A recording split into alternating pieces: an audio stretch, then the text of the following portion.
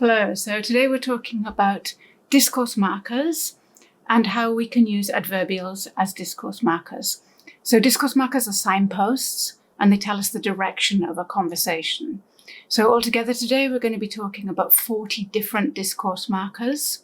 So first of all, I'd like you to listen to the conversation and then try to catch the discourse markers. How many of them do you hear?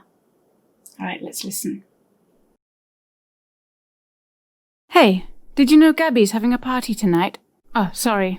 I just got a text from Anka. Oh, talking of Anka, has she gone back to Germany? Yeah, she has. She got a job there. Oh, I see. By the way, didn't you say you were applying for a new job? Actually, I just started a new job this week. Wow, that's fantastic. What are you doing? I'm working for a children's charity. It doesn't pay much, but at least I feel like I'm working for a good cause. Anyway, about tonight.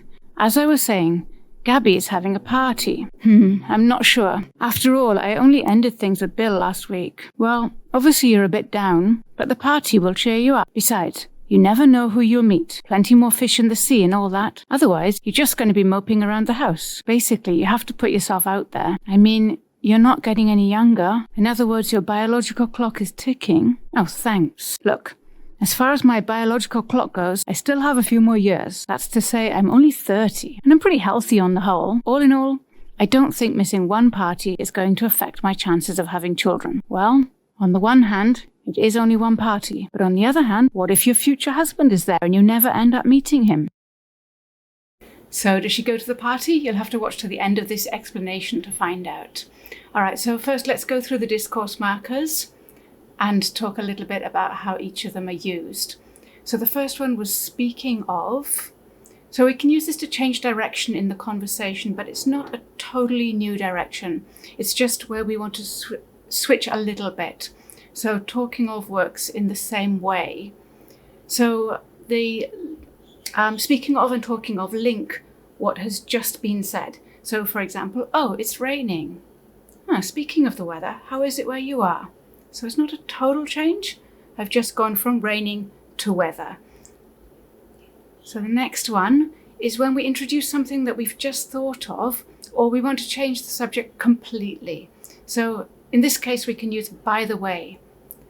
By the way, this is my first video, so let me know what you think of it. Or by the way, it's my birthday today. That's actually true. But by the time you're watching it, it probably won't be my birthday anymore. All right. So then the next one on the screen now, you can see additional ways to introduce information that's surprising or unexpected. So as well as actually and a matter of fact, you can also use in fact. I really admire that writer. In fact, I met him when I was a child. So when we want to say something positive after we've been a bit negative, maybe sometimes we're complaining about something and we feel a little bit guilty, and then we try to change the direction, where we can use at least or still. So be careful, because the intonation for at least and still is a little bit different. I'll give you an example. Their children have left home, but at least they still have each other. Their children have left home.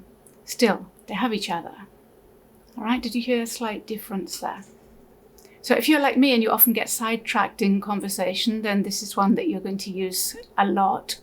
We use anyway and in any case to return to the main topic, especially when we want to move on to something more positive or maybe a less stressful subject.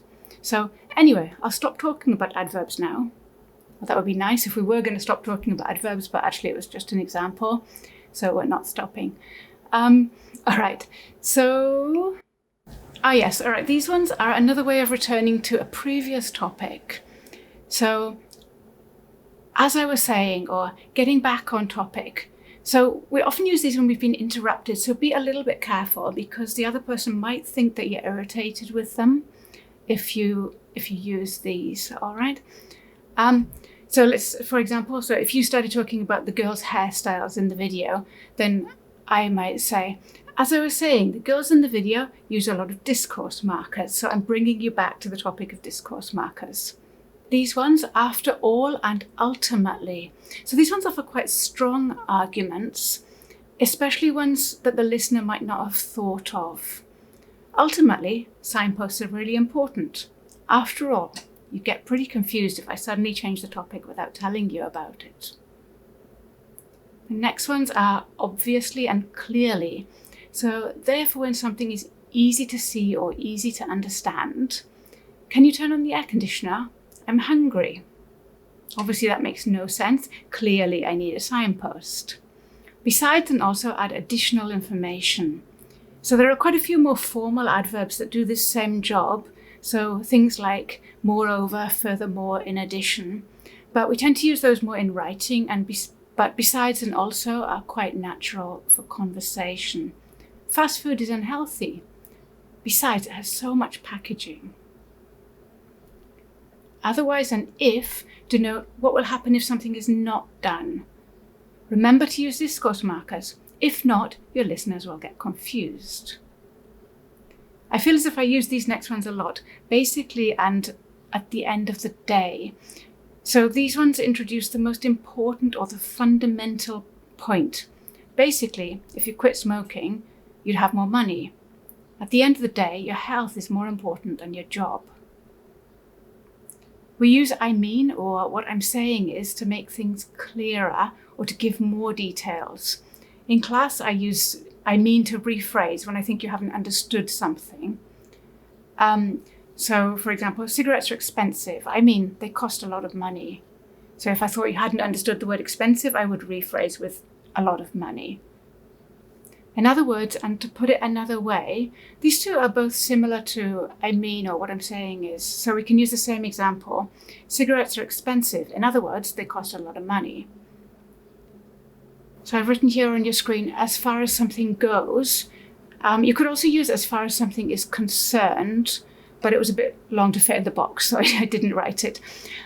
So as far as regards, regarding, they're all quite similar and pretty much interchangeable, and they introduce a new area of a topic. So, for example, if we're talking about moving to a new country, and we're talking about maybe your new job, then I might ask, as far as the house goes, what are you going to do? So we're talking about your job in the new country, but I haven't spoken about maybe where you're going to live or what you're doing with your current house in your home country. So the topic is still moving country, but it's a slight change in direction. Okay, you've probably seen the letters IE when you read texts and maybe not known exactly what they mean. They stand for the Latin words id est, which translate literally as that is. Okay, so when we read that IE aloud, when we're reading from a text, we can just read IE, the letters, or you can read it as that is. So in conversation, we don't really use IE that much. We tend to just to use the words that is, or we can use that is to say. And this is used to add clarity to a point. For example, if we're still talking about that house with the person moving countries, then they might answer, I'm going to keep it. That is to say, I'm going to rent it out. So they're talking about the house in their home country.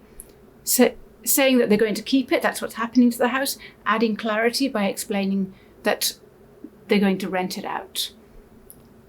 So these next ones, on the whole and in general, are used to give a broad view. For example, in general, children learn faster than adults. In general, a video with 40 new expressions is pretty intense, as you're finding out, right? Okay, so hopefully you're still focused. We just have one more after this page. So here we have all in all and all things considered. So these show that we're looking at every aspect of a situation. So all things considered, if you remember 10 adverbials at the end of this lesson, you've done really well. Okay, so now we come on to the last one. On the one hand, studying English is hard work. But on the other hand, you meet lots of great people.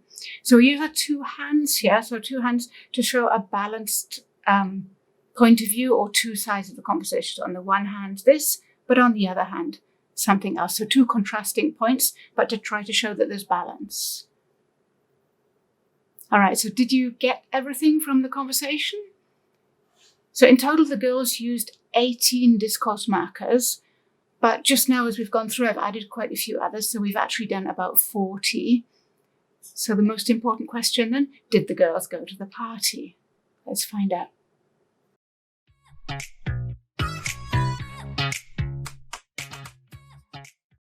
Okay, yes they did. So thanks a lot for listening, guys, and I will see you soon. Okay, bye bye.